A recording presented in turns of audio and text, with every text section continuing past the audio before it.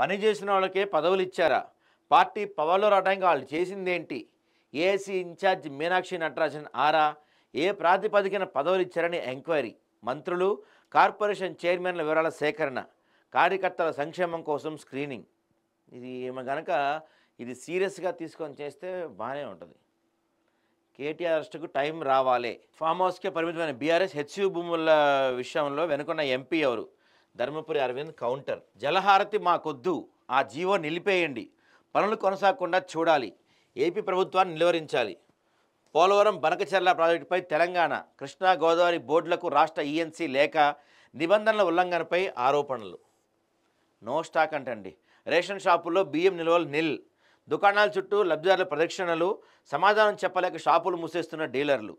చేతులెత్తేస్తున్న అధికారులు. ప్రభుత్వ మైలేజ్కి డ్యామేజ్. ఇది నేను చెప్పాను, వీడియో కూడా చేశాం. చాలా చోట్ల హైదరాబాద్లో ఉన్న చాలా చోట్ల మనకి ఈ నో స్టాక్ బోర్డులే కనబడుతున్నాయి రేషన్ షాపుల దగ్గర. నయీం ఆస్తులు జప్తు.